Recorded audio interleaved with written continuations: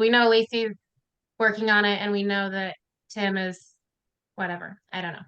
So, all right. So let's go ahead. We do have a quorum, and let's call our May 15th Budget Committee meeting to order. And then we will do the Pledge of Allegiance. And you all get to say it with me with your speakers on, because I'm not doing it by myself. All right.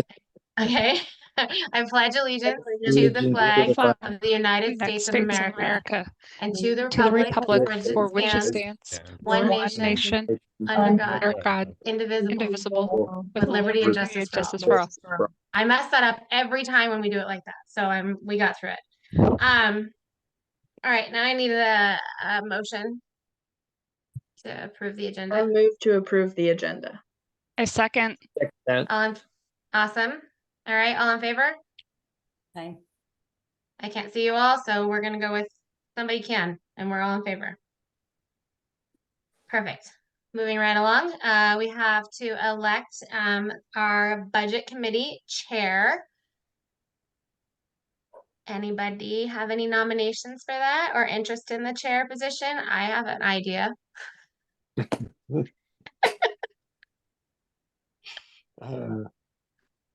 Lon, would you like to be the chair? I'll second that. I can't hear Lon. Lon, your speaker's not on. That's why we can do things when your speaker's off. We can just make you the chair. It'd be a lot faster, wouldn't it? Yeah. Yes. Yeah, I'll accept that nomination. Okay. All right. So then we need to elect a vice chair as well. Sarah Cox. Oh, look at that. That was awesome. And her speaker's off as well, so she can't say anything. I second. Okay. All right. So that worked out well. Now we don't have to vote on those, right, Marilyn? We just get to elect them. So I think we have to vote on them. Debbie. Oh, do we? Okay, thank you. Yeah. Yes. Yeah. Okay. Yes. So all in favor of Lon as the chair? Okay. I can't see all of the people, but I'm assuming that everybody is saying yes. Yeah. And all in favor of Sarah as the vice chair? Yes. Yes. All right. Great. Okay. Now it's out of my hands. I'm done with my part. I'll jump in here now then. Perfect. I love that part. Actually, I'm going to jump in so that I can immediately hand it off to Mike, I believe. Joel or Mike? Yes. Yeah, Mike, you right there? I am here. Cool. Let's go with you. You seem like the most qualified. Okay, are you handing it over to me for new business item number 1? I am. Perfect. Okay, well, welcome everyone. First, I'd like to thank all of you for your service to the Creswell School District and for serving on this district budget committee. The Creswell School District budget message is intended to provide a summary of the proposed budget and how this budget differs from the prior year. In developing this budget, our focus continues to be on the district's mission to provide a dynamic and innovative learning environment that prepares students for college, career, and life. As of the time of the publication of this document, we face challenges at the local, national, and global levels. Economic factors are more uncertain and complex than in previous years dating back to pre-COVID pandemic. This budget is built on the official estimate issued by the Oregon Department of Education on March 25th, 2024. The 2023-25 biennial budget and state school fund are predicated on a $10.2 billion state appropriation and a 49-51 split of that appropriation. Our current financial picture. At this time, I'm reporting that we are projected to end the year with a general fund balance of $3 million.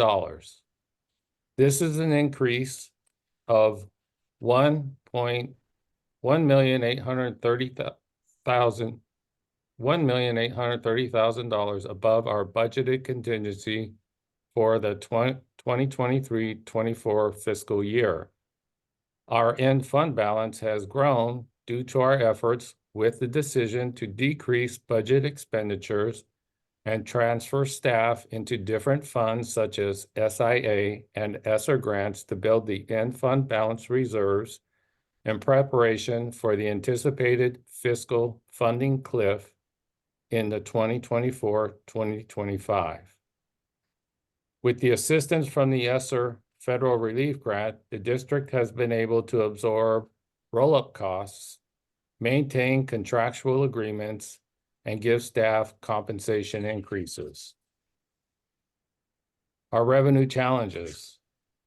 The funding cliff or shortfall is primarily due to significant declines in enrollment, inflationary increases to salaries and benefits, insufficient state funding, and the expiration of the ESSER federal relief grant on September 30th, 2024.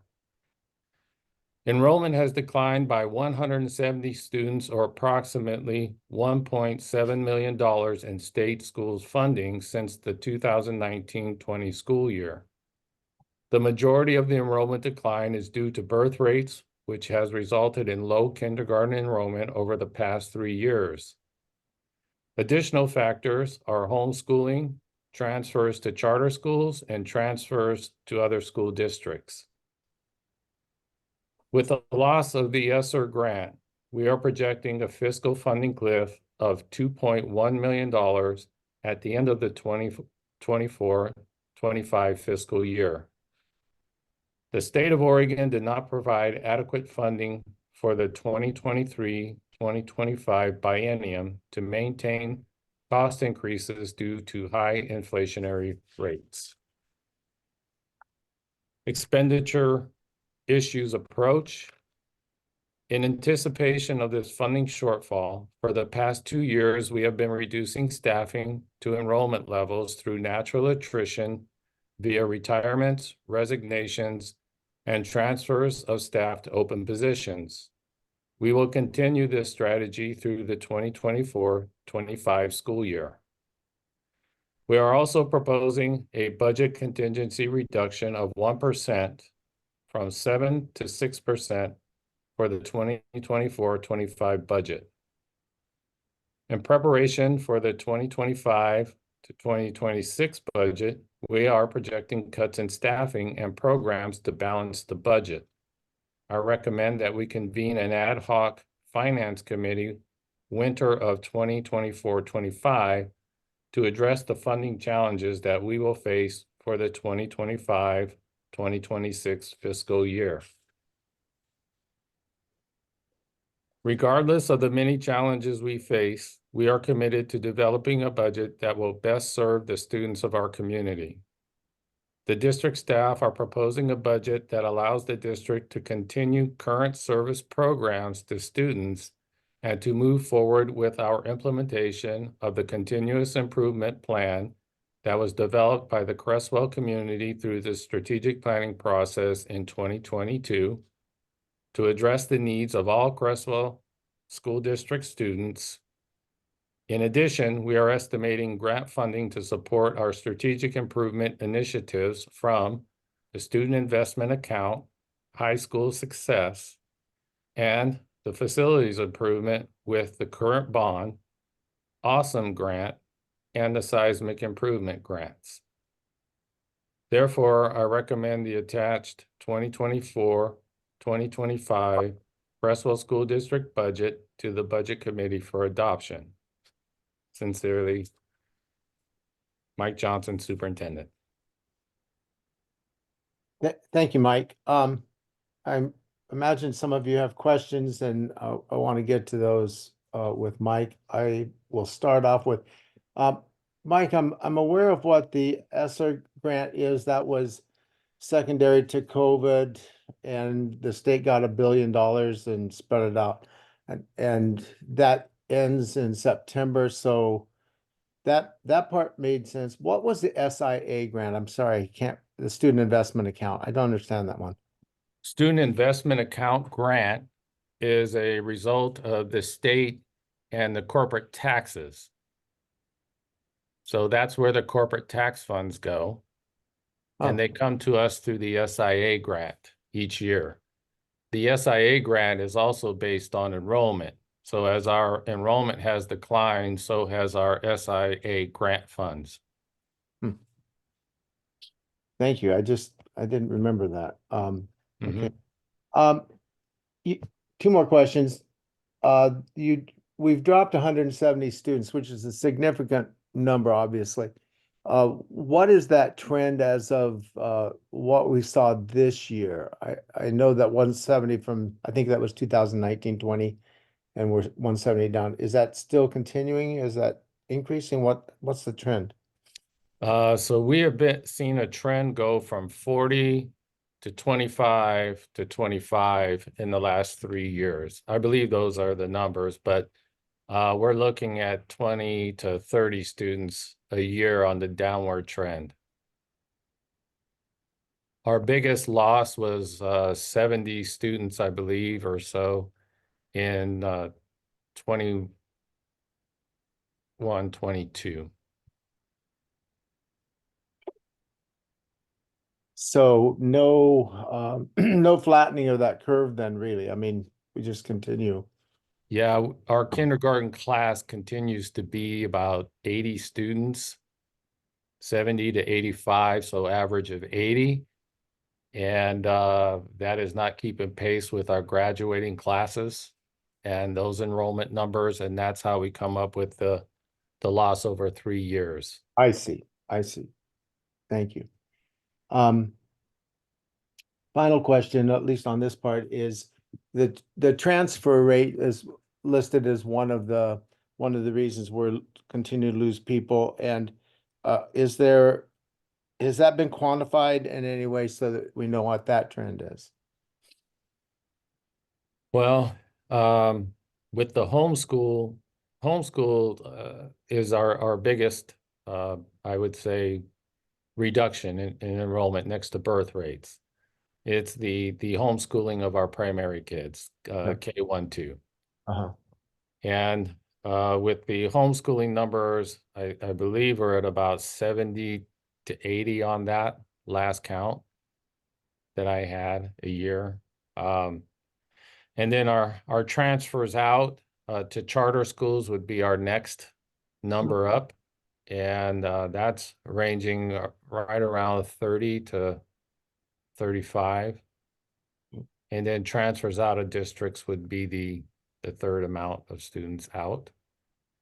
So on a annual basis, we have around 120, I'd say, on the average. And it's going down because our population is going down. It was higher. But because our population of young students in the district has declined overall, available students to our district. Okay. That's great. Thank you. That answers my questions. Other people, with the screen the way it is, I can't see everybody, so vocally ask your question.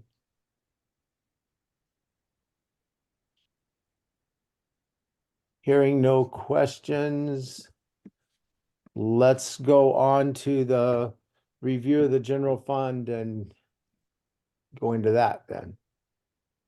Perfect. I think that's with me then. So Yeah. good evening. For those of you who don't know me, my name is Chanel Green. I'm the business manager. I am going to share this picture that I know you can't see very well, but I wanted to reference it because it was in Mike's budget message, the continuous improvement plan. You can see it on page 4 of the budget doc. But what I have done is just kind of summarized the document here. So we have many strategies and tasks in the SIP plan. But on this slide here, I've summarized them for ones that have financial implications. So things that we have made a one-time purchase and are completed that we won't spend future funds on curriculum adoption, science 6 through 12, ELA, math, ELD, and suicide prevention. PD and instructional coaching for the implementation of said curriculum. We've integrated technology to be district-wide as a 1:1 student-to-device ratio. And then we've purchased instructional materials and programs to support identified interventions. The next category of implemented tasks and strategies, but also ones that have ongoing or yearly costs that we have built into this budget.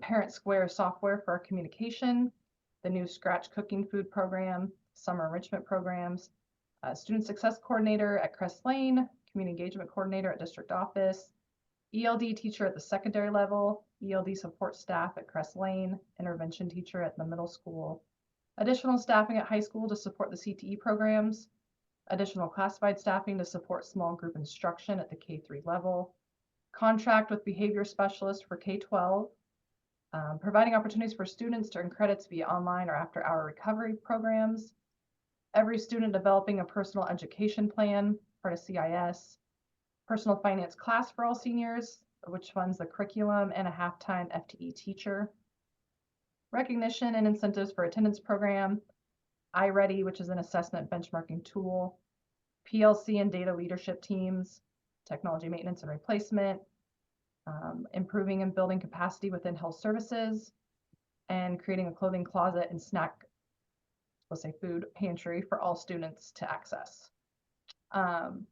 Things that have not been completed, but are also in the budget to work towards this next year are Crest Lane science adoption and then health curriculum adoption K-12, as well as currently is under review to add additional or new clubs at the middle school to align with the high school. So, any questions? Chanel, Lon here. I do have just a general question. In 25 words or less, who develops a continuous improvement plan? A team of a lot of people. That was you less than wanna- 25. Mike, do you want to speak to that team? So we, these were a result or an answer to the strategic plan that was developed by the community.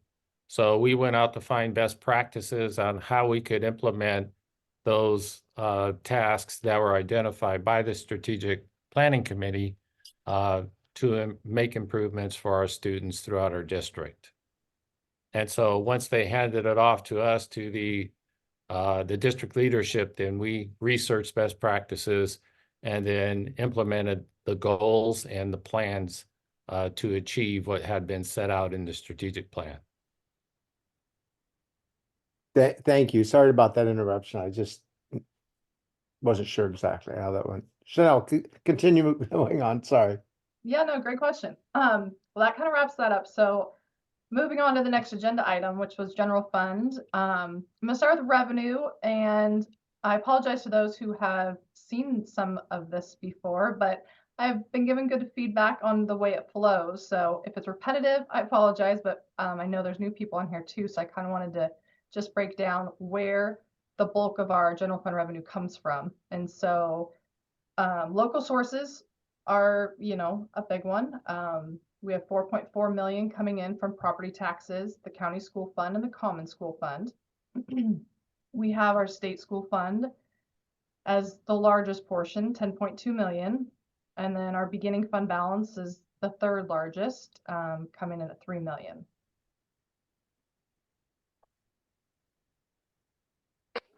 Local revenue, this you'll see the breakdown of the individual amounts, bringing us in at that 4.4, and or you could say 24% of the general fund. And the permanent property tax rate for general fund is set at the $4.64 per thousand of assessed value. And then the state school fund, a lot of numbers here, but this is just a breakdown of how they calculate our final number and what Creswell receives. And it's also a comparison to last year's numbers. So ADMR stands for average daily membership, and that's the estimated per pupil number we have here at Creswell. So our estimation for 24-25 is 1,115. However, they give weighted points for our special programs. So you can see these items lined here, underlined in blue with a star. We have points for our students in our English language program. We have students on IEPs. We have students in poverty, and we have our students in foster care, all creating or allowing us to receive extra points in our weights, bringing our average daily membership weighted to 1,317. So when you look at that number and the breakdown, they the general purpose grant, they do their ratio and they multiply it out, bringing us in at that $13.8 million number. And then we get 70% reimbursement for transportation cost, which is where that's where they get the formula for a transportation grant of $888,000. They add those two together, bringing us in at $14.7 million. And then they reduce our local revenue, which was the $4.4 million. So the state estimated state school fund we are budgeted for in this proposed budget is the 10.25 million. And that also breaks down when you divide it out by the estimated ADMW of 11,188 per student.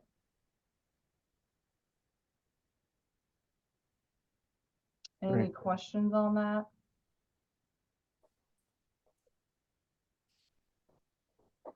Okay, well, moving on to general fund expenses.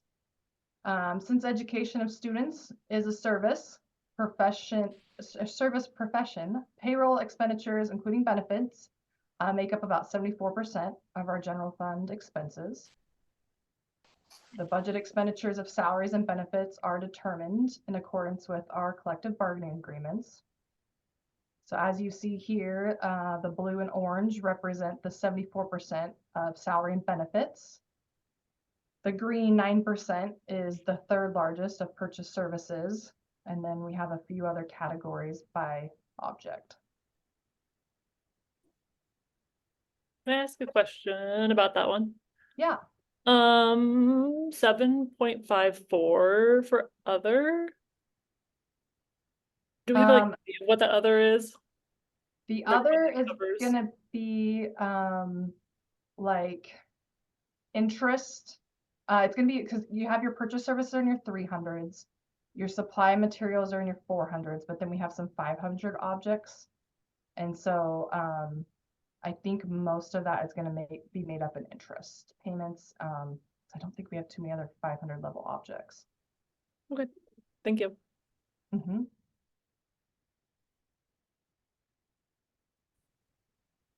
This budget is built on salary and associated payroll costs to increase at an average of 6% across all employee groups. So keep in mind that includes an employee's step for their experience and then the COLA. But again, all payroll increases are negotiated and set by contract. For the 24-25 budget, the increase to salaries, payroll costs, and insurance caps is approximately $1.4 million from the 23-24 budget. So that increase accounts for the 6% that I just mentioned, but it also accounts for the staffing that we took back in from ESSER. And so I put this on here, not because you'll really be able to read it, but you can go see it in the budget book again on page 14. I tried to underline them in green because you'll notice some of the functions, which again, this is all general fund functions, but our instruction ones, 1111, 1121, 1131, which makes up K through 12. If you notice the 23-24 budget compared to the 24-25 budget, it doesn't just increase by 6%, which is mostly in those functions is staffing. And so I just wanted to call that out because that's a larger increase, but that's because we had to roll staffing from ESSER back into those functions so that we could keep the same service levels. Because again, we did not cut positions. You'll also notice that the transfer of funds which is transfer funds from general fund to other funds to support, did increase by 120,000, and I will speak to that in a couple slides. Other changes to note when comparing last year's budget to this proposed budget, decreases that you'll see, the last 2 years, ELA and K-8 math were adopted. This year, 23-24, 9 through 12 math and 6 through 12 science were adopted. So the textbook adoption account did not need to stay at the same level. So we reduced that for the 24-25 budget, as we are only scheduled to adopt K-5 science and K-12 health. Since we have not had significant enrollment increases, we're going to sustain a majority of the supply material accounts, object code 410, if you're looking at the budget book. But we're going to maintain those at the same level as we have the last 3 years. Take note that there was a 25% decrease made in 21-22 to adjust to our decline in enrollment. So that's something we have not moved on, even though supplies have increased, but with our enrollment decline, we just have to strategize somewhere. So our contingency balance has decreased from 8% in 22-23 to 7% in this fiscal year. And now in the proposed budget, we are setting it at 6%. Increases to note, operational expenses such as gas, water, sewage, electricity. We've increased those budget lines. ESSER funds were used to offset cleaning and PPE supplies, but with expiration of that grant, it's necessary to increase custodial supplies. So again, we can provide the same level that we've been providing. Legal services and property and liability insurance have increased their fees. Therefore, the budget has increased for those accounts. And the transfer of general fund dollars to support other funds has increased by 120,000.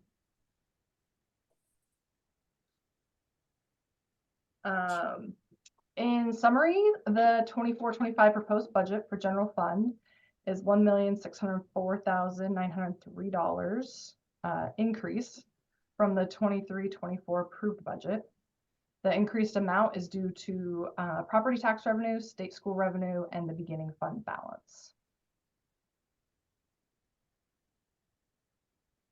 Any questions on general fund revenue or expenses? Chanel Long here. The transfer of funds, maybe you're going to explain that later, but if It not, actually is on my next slide. oh, okay, all right. Ixnay that question. Just to reiterate, kind of going back even to Mike's statements earlier. So it was something like 2.2 million, I believe, with the ESSER funding somewhere in that neighborhood, right? And the predominant thing that you paid for with that was elementary salaries, it seems. Is that correct? There was of the 3 functions between elementary, middle, and high. We did have the largest amount of staffing transferred from general fund ESSER in K-5. Yes. Is that just a bookkeeping decision? I just didn't understand. I don't really quite understand how the ESSER fund. That is exactly it, because it really there's no rhyme or reason for who it had to come from. It was just had to come from staffing somewhere. So instead of pulling people from every building and then having more transfers to go back, it was easiest to take it out of one function. And at the middle and high, you have multiple functions among subject areas. So okay, perfect.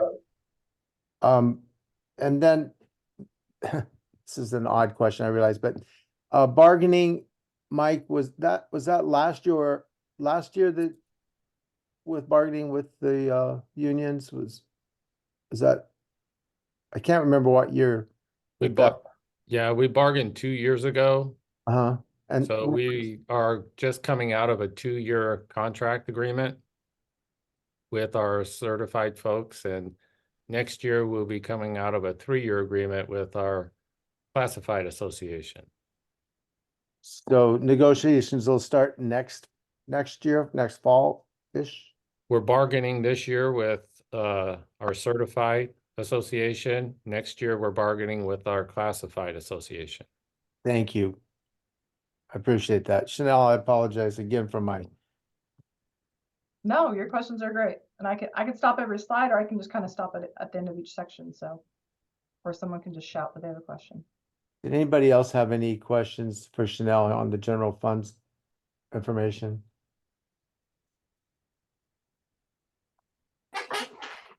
Carry on then, I guess. Okay. Moving on to special revenues, which is the 200 funds. This is something the general fund supports facilities, nutrition services, music, and student activity funds. And so this is what I was mentioning earlier about the transfers. And I kept some historical data in here that you'll see under facilities, nutrition, vehicle, and student activity for the last 3 years or the last 2 years, and then what we're proposing for this year for the transfer amounts. So a couple things to call out: nutrition, food services. The costs have increased due to the new Scratch Food program that we started last March. So part of last fiscal year, and then we've had it the entire year this year. It's great. We're serving higher quality food, but with that has come increased costs with the food and some increased staffing to be able to do the work. So it does cost more. However, we at CES, we're part of the CEP program, which provides free meals for all students. And then we're reimbursed through the federal program. And we are currently applying now to see if we can qualify 612. I'm very hopeful because I received some feedback that it's looking like we might get that. So if we can go to K-12, that will be great. However, we have to build this budget now, and we need to balance out at 0. So I set that at 100,000. Hopeful that maybe we won't need as much, but if we do, it needs to be there so that we can serve kids food. So that's that one. The other one I want to call out was vehicle replacement, because you can see there's a $50,000 increase from this year to next. But we were approved for new buses, and we take delivery of 2 of them come July 1. So currently we have 3 buses on loans. We pay one off this June in this fiscal year, but next year we will make the last payment of the other 2. And then we'll have the first year of these 2 new buses. So we have this one overlapping year where we have a double payment essentially. And so that is the reason for the increase. When it comes to the student activity fund, that's kind of self-explanatory just because that's payroll. And so again, with COLA and STEP experience, payroll goes up for our staff that gets stipends for the extracurricular work. Janelle, can I ask a question here? Yeah. So special revenue so these grants are like Title I, Title II, IDEA. Is that Yes. encompassed here? So do we have staff that maybe was covered under ESSER funds previously? Like, did they get covered? Did they roll into this grant funding? All of our ESSER grant funded staff rolled into general fund. Okay. Because we do have staffing that's paid out of Title I. We have staffing paid out of IDEA, and we have staff paid out of SIA and High School Success. Those 4 major grants. I think that's actually all the grants that pay for staffing, but they have been fully expended. They were this year, they were last year, and so there was no room to roll anybody into there. So everybody that was in ESSER came into general fund. Thank you. Yeah.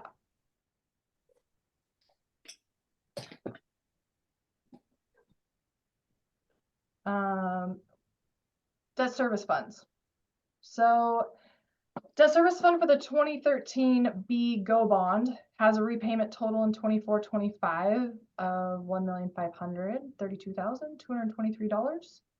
The 24-25 year is one of 3 last payments to fill the repayment in full of the 2013B GO bond.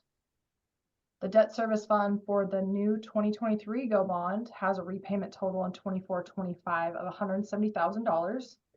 This payment will significantly increase in 27-28, which is after the 2013B GO bond is fulfilled. So the total bond repayments in 24-25 we will need to make for debt service is the $1,702,223. We also have our PERS debt service that totals $488,749. But note that that is paid for by assessments on payroll.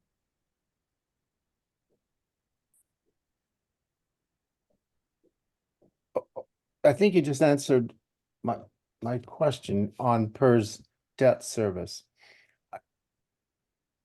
The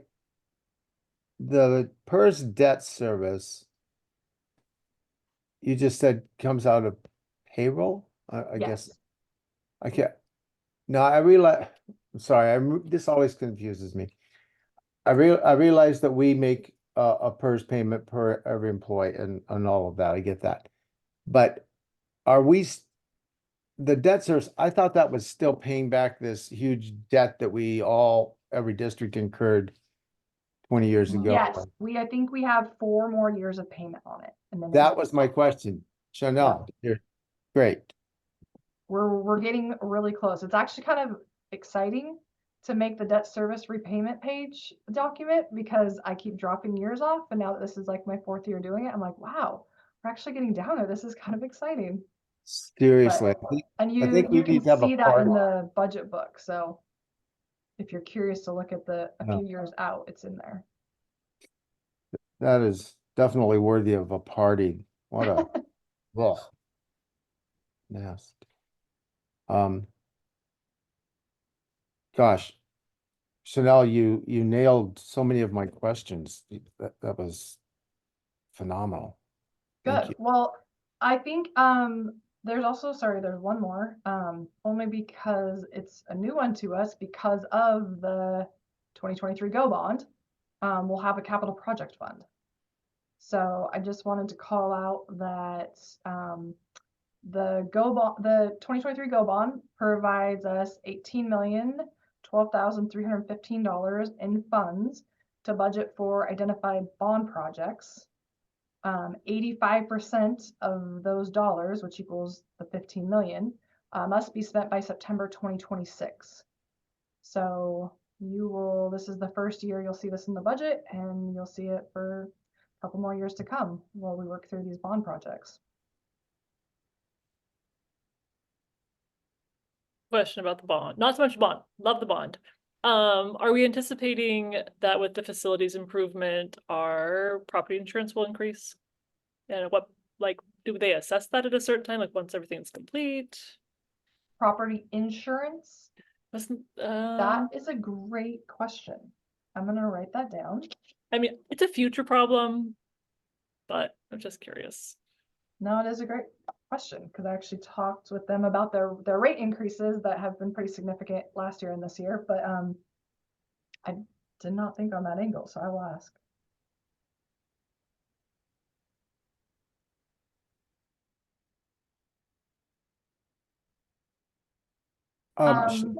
Yeah, go ahead, Lon. So I just had one question relative to Crest Lane's certified line item.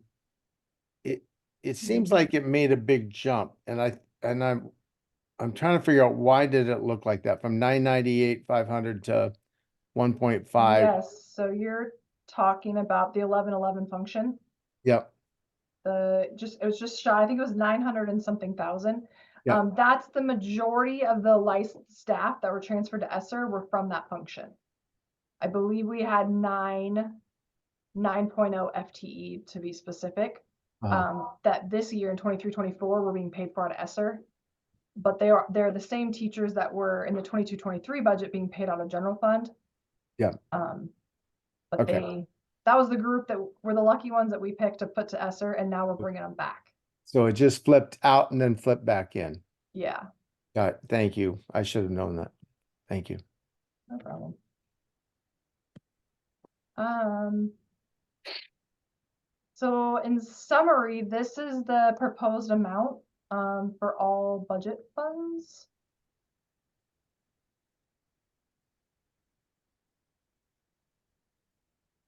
Does anyone have any questions or want to talk any more about specific funds?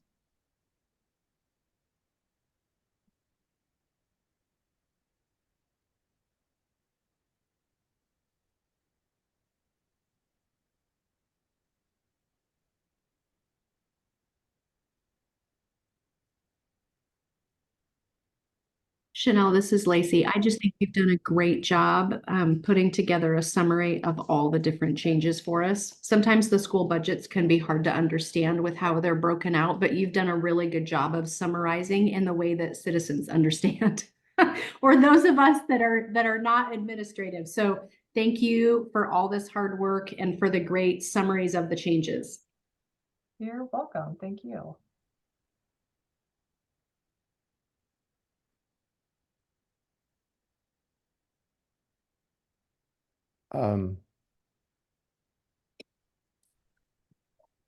We can actually jump right into the action part of our committee. I want to make sure that particularly the people that are members of the public that are not on the board have an opportunity to jump in. Most of this year after year after year, you start to, or I start to figure it out, but it's always a little confusing, and I think it's really important that we all leave feeling at least reasonably comfortable that we understood what happened here.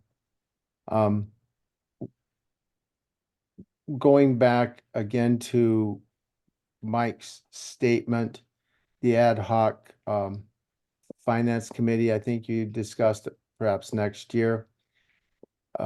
Just to, maybe this is redundant, but I think your point is we're going, because of the 2 grants and frugality of everybody, this next year looks reasonable, relatively reasonable. But the year following, without some major changes or some significant changes, I should say, from state funding, could be a big hit. Is that an accurate statement? Yes. And me, I would love to be on that ad hoc committee. I I know that to some people that's sounds boring, and I hope that the whole budget committee can be on that. I can see how that might be a real necessary thing for the public to really fully grasp and understand where things might end up going. Portland and Salem certainly are in the fix right now, and they're struggling mightily, and I think that's kind of where Mike is and Chanel are thinking we may be going for the year following. So hopefully everybody here will jump at that opportunity to try to really understand. Because if when we don't have to make cuts in the district, things are pretty smooth, but even one cut makes a big difference to the public. And so having people really understand where we are. This year, or this 2-year cycle, this is the first time that I can remember that we've actually gotten a little bit close to the quality education model. The quality education model is developed by stakeholders. I think there were 11 of them originally, and developed what it would take for the state to provide a quality education. I didn't make that name up, they did. It was mandated, and then it was mandated that the state meet that funding At times, we've been 20 to 25% shy of that. The only thing the state has to do if they don't meet that funding, again, they're mandated to meet it unless they document why they didn't meet it. It seems a little bit kind of a joke that that's all they have to do. But this year or this 2 years, we're about 12.5% less than the QEM. So the state funding thing continues to be a huge challenge, and I really appreciate again the frugality of everybody and you guys working so hard to get grants to cover this. Mike, before we vote on the budget, would you give us kind of a quick synopsis, particularly the people on this committee that are not privy to how the bond funding is going and kind of some of the savings issues? I just feel like this is a nice place for the public to be aware of that. Sure.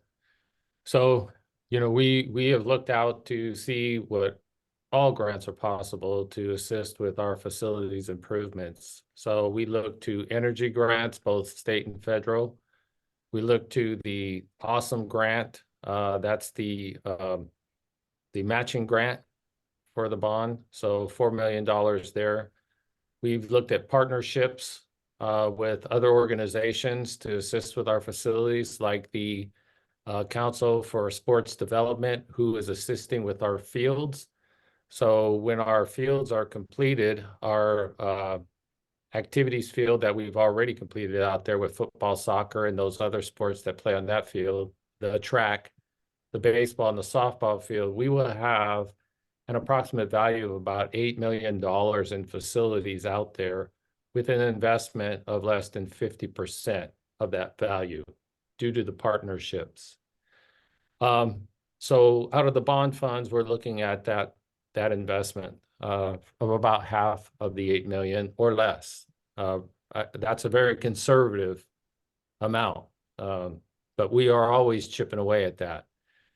And then we have the seismic grants that we are applying for to pepper in throughout our district to assist with our building improvements, renovations. So we got 2.5 million that we invested, or a $2.5 million seismic grant for Creswell. And out of the district coffers, we put in about 600,000. The total value of that coming out of it was around 5 million, 4.5 to 5 million for Creswell. And then we were able to enhance the improvements here this year with bond funds as well. We have $2.5 million grant going into the gym facility at the high school. We are in the planning phase of that now. We'll break ground on that as soon as school is out, or as soon as students are finished with school. But to enhance the development or the renovation of that building, we'll match in about $1.5 million out of the bond with that. So that'll give us a $4 million value of that building or more. Actually, it's more than 4, it's 4.5 to 4.8, with the total investment from the district of right around 1.5 million. We just received an official letter from the state that we've received the second seismic grant for the high school campus for the academic building of $2 million. So we'll start the planning process of the $4 million value of renovation for that building the following summer. So that's how we're working with the bond funds to make improvements throughout the district. Our goal is to get $10 million in seismic grant funds over into our school buildings to complement that with our bond funds to make improvements across, or to actually remodel the high school campus. So those are the kinds of things. And then there are additional grants that we go out for instructional materials and or Safety, we do get into some of the safety grants that might be available through the National Rifle Association, the NRA. They've helped us with some safety measures like putting up the glass front walls around the high school. Some of the lock mechanisms, we'll continue to access them to help us with our other security improvements that we're currently working on through the bond. And so we just keep working. I mean, we have a lot of people that put a lot of here in the district office that really focus on grants. We get information from ODE, we get information from the ESD, our Lane Education Service District. Also word of mouth from collaborating with other superintendents to find out which grants they're able to access. Our business managers talk about grants. Our special ed director does, I mean, you know, we're just always listening, tuning in and questioning, inquiring on what we can do to pull grants into here. And we get a lot of funds in one-time grants. A lot. So fair to say that so far you're about 2 for 1 as far as dollars used and the bond for the benefit. I mean, it just seems like over and over I hear, you know, that we're getting at least twice as much as we're having to pay for out of the district, and by utilizing and integrating all of these different activities and grants. So again, thank you, Chanel, thank you, Mike, and thank you, school board, for going that direction. It seems amazing to me, the savings that have been made so far, so that we can keep chipping off that long, almost never-ending list of trying to improve and make this place safe, secure, and a good learning environment. So thanks again for doing that. I have a technical question that I don't know the answer to. The public has been invited to this, but I don't know that they have an opportunity to ask any questions, and I wouldn't know how they would do that. Can somebody describe that? Joel? Yeah, that was actually, it's set up that they do that at the public hearing, which happens after you guys advance this to the school board. Okay. So Okay. that is referenced in the posting that was put out for this. Okay. Okay, thank you. That's helpful again for us that don't know exactly all those procedures.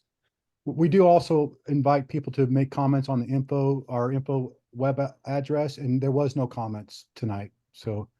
Okay, super. Thank you. Before we go to the budget motion, I want to make sure that everybody's had an opportunity to ask questions and feels comfortable moving forward. So. Can I ask one more question? See, Lon, you just say that and then I ask another question. That's perfect. Just a point of clarification. I'm just trying to understand it. I noticed in the budget object summary, there's I think it's fund 371 and 373, which is like a tuition.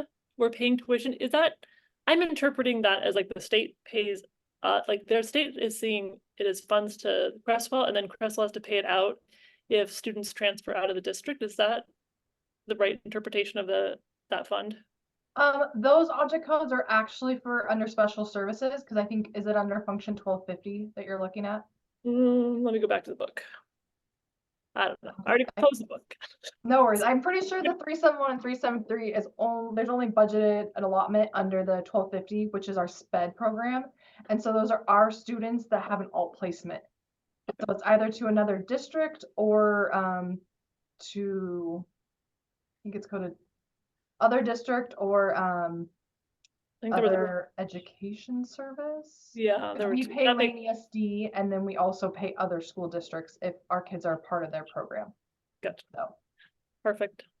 Thank you. I also want to say thanks to Mike and Chanel and everybody who's working on leveraging those the school bond money. That you leverage that to gain grants is commendable, and I appreciate that work. So thank you. absolutely.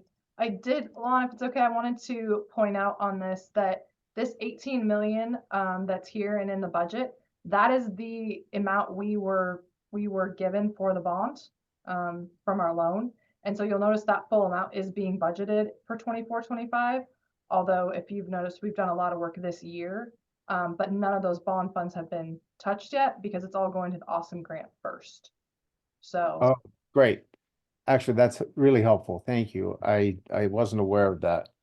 And the number of bills are just around the corner, so. yes. Got it. No, that's great. I would have figured that out maybe. Okay.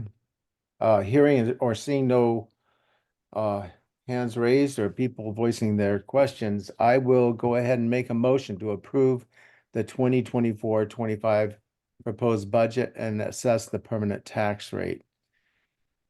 Move that the 2024-25 Creswell School District proposed budget be approved as follows. The general fund at $18,314,035. Debt service at $2,440,980. The capital projects at $18,648,700. Special revenue grants, $6,802,050. Facilities, $988,000. Nutrition services at $765,825. Vehicle replacement, $300,000. Student activities, $439,440. Student body, $680,000. Scholarships, $35,200. Total of all funds is $49,414,230. I further move that the permanent tax rate of $4, I'm going to read this, $4.6426 per $1,000 of assessed value be assessed in support of the general fund. Anybody? Yes. Excuse me, Lon. Yes, Marilyn. I didn't hear a second. If someone made a second, I didn't hear it to your motion. Yes, I Who was made just gonna ask for that, so Oh, excuse me. that's okay. That's great. Second, anybody? I'll second. This is Lacy Lacey. Risdall seconds. Any questions before voting? All those in favor of the motion say aye. Actually, raise your hand, please, in the screen so we can see it.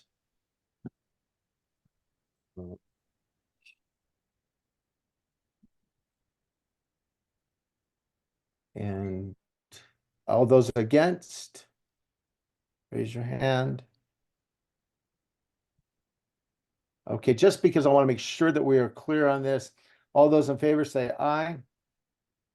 Aye. Aye. Aye. Aye. All those opposed say. Hearing no opposition and everybody in favor, the motion passes. And we can send this off to the hearing. All right. Thank you, Lon. I appreciate you. You do all the hard work during that meeting. I couldn't do it. So I appreciate you doing that. So because we wrapped things up tonight, we will not have another budget committee meeting on May 22nd. No, you guys are all really sad about that. But we will in our June 12th, we'll have a June 12th board meeting. And in that meeting at 5:45 will be that public hearing that Lon was inquiring about. So that's the time that people have the opportunity prior to our board meeting to come in and voice any questions for the budget. So if nobody else has anything tonight to add, other than I would like to add that I appreciate you all giving up your evening to spend some time going over this very important budget and know it's lovely outside and we're all here tonight together doing this. And I appreciate your time. If you guys have any questions, feel free to reach out. But that's everything. So I just want to finish by saying that as I go around the campuses, I did a little tour last week, and I think all those people transferring out of district, I don't care if there's 2 or 30, I think they're missing something incredible. It's hard not to be incredibly proud of the Creswell School District, especially right now. it is just looks like a model, and certainly a dream come true for many of us. So thanks to everybody, particularly the public, for supporting the students and the staff at Creswell School District. And again, Mike and Chanel particularly, amazing job. So thank you very much. And I'm gonna just adjourn. How's that, Debbie? Okay, that's perfect. Thank you. And All we're right. adjourned. All Thanks, right. guys. Everybody have a great night. Everyone. Thank you. Thank you.